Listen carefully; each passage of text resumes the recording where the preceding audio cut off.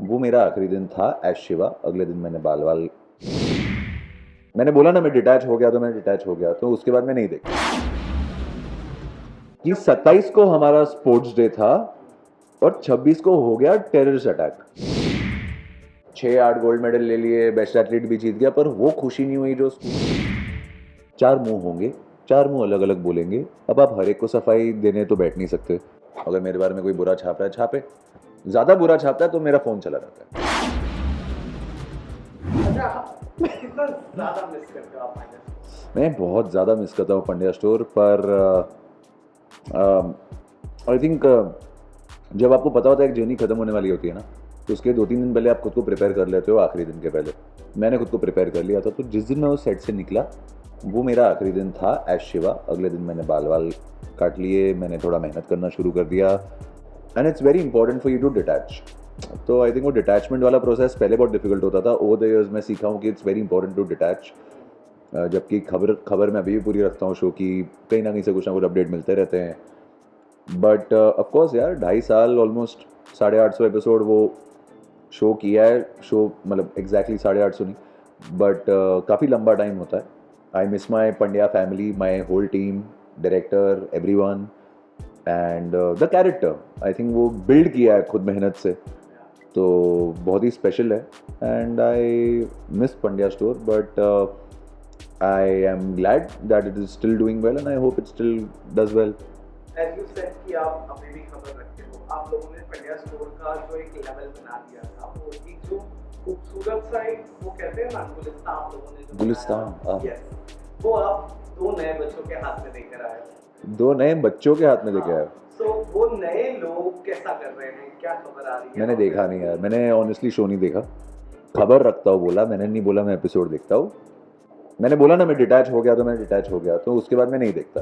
तो मैंने देखा नहीं है, बट आई एम श्योर ठीक कर ही रहा होगा यार, मतलब अच्छा ही कर रहा होगा। एंड आई प्रोड्यूसर्स बहुत ही काइंड हैं। It was my third show with them, and I will always wish the best for them. And भले मैं टीम में रहूँ ना रहूँ, पंड्या की टीम मेरे लिए बहुत स्पेशल है। सो मैं अच्छा ही चाहूँगा उनके लिए। अगर अच्छा चल रहा है बहुत अच्छी बात है, एंड आई एम श्योर जो 2 नए लीड्स हैं वो अच्छा ही कर रहे होंगे, तभी शो चल रहा है। और क्या, स्कूल आए हो आप, स्कूल में हमने आपके मुंह में पीटी देखा, हाँ, वो कौला लड़का देखा, कौला माल, चिकना, जो स्पोर्ट्स में भी था, थिएटर पर भी था।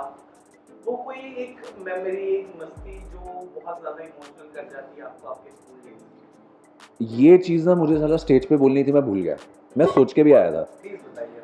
जब आखिरी साल था ना मेरा स्कूल में, मैं स्पोर्ट्स कैप्टन था। जब आखिरी साल था मेरा स्कूल में, तो मैं स्पोर्ट्स कैप्टन था।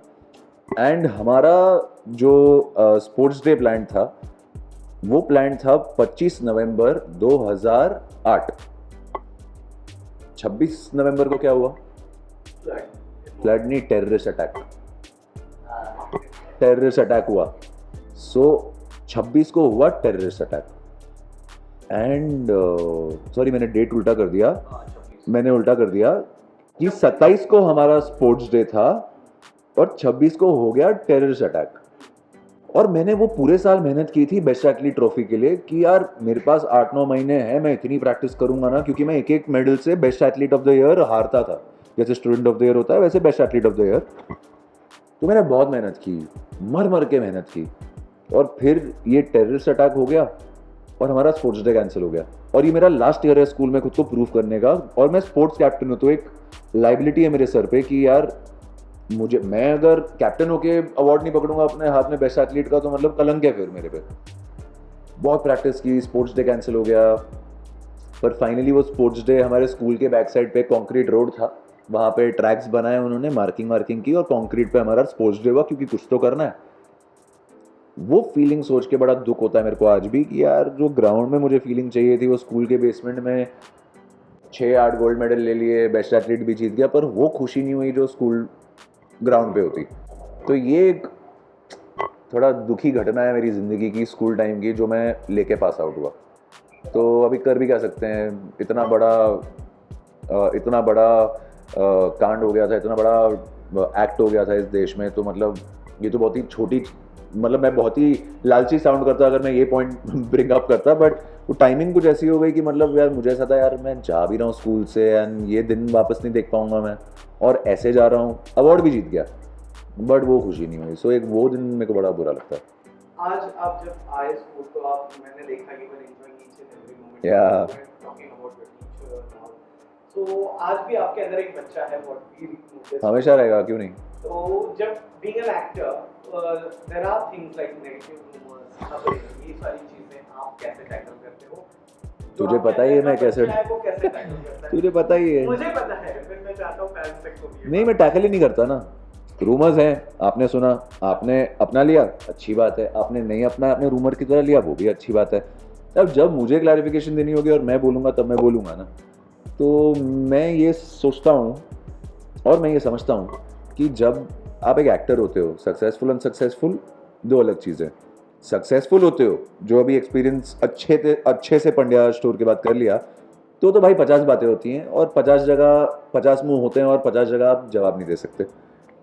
अगर आप अनसक्सेसफुल भी होते हो, अगर 4 जगह आपके बारे में बात हो रही है, तो कई लोग सोचते हैं कि यार वो बातें होने दो, मेरे को क्या फ़र्क पड़ रहा है, मेरा पीआर हो रहा है, भले वो नेगेटिव हो या पॉजिटिव। मैं वैसा नहीं सोचता, मुझे ऐसा होता है 4 मुंह होंगे, 4 मुंह अलग अलग बोलेंगे, अब आप हर एक को सफाई देने तो बैठ नहीं सकते।